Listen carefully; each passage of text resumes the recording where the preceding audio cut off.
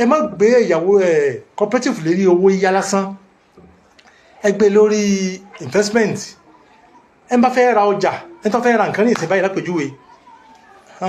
tọ́jọ́ mọ cooperative lápèjúwe, àbẹ́lòmíì ó fẹ́ ra mọ́tò, ó fẹ́ ra nǹkan ṣẹ́, tó fẹ́ ẹ máa lo mọ̀rọ̀báà fún wọn. Mọ̀rọ̀báà ni pé ó fẹ́ ra nǹkan yìí kó lówó tí ó fi rà. Níjẹ́ kó ń tọ̀ wọn olówó ń bi tá a fẹ́ bára o,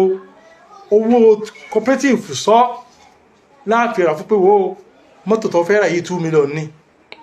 ọlọ́run fẹ́ ra tó mọ́tò á lọ bára á tó yọ owó mọ́tò tó fẹ́ rà dáadáa o, sọ́gbà tó fẹ́ mu 2 million ẹ̀ fẹ́ tà fún ọ o, àwọn ò fi 200,000 kún o, tó fẹ́ dáwó padà 2.2 lọ́dà padà fún wa o. Àmọ́ mọ́tò yìí wọ́n lọ rà á fúnra tiwọn, wọ́n ti bá wá rà á wọ́n ṣe wá tà fún ẹni tó fẹ́ ra mọ́tò yìí, wọ́n sì fi owó tiẹ̀ kún un ní pé mọ̀rọ̀báà nu eléyìí 200,000 ní ìsìn yóò máa jẹ́ èrè fún cooperative. Owó yìí wọ́n máa ráàyè lò tí ó lè jẹ́ pé wọ́n mọ̀ pé ẹ̀yàwó láti á máa fi jèrè. Ẹ̀yàwó kò sẹ́yìn kan ti gbé ìjèrè síbi ẹ̀yàwó tí ò fi ní fẹsẹ̀ fẹ́ gòun bẹ́ o, ẹ̀fọ́kọ́ lọ sàánú o. Àwọn kẹ́mẹ́ tí ń pẹ́ra ní ìsámẹ́yìn cooperative, àwọn pé wọ́n àgbàlìbá o, kí wọ́n máa wí wọn pé wo a máa gbowó àdúrà, wọ́n ti á fix owó kọ̀ọ̀kan lérí tọ́wọ́ 100,000 ọmọ ṣe báyìí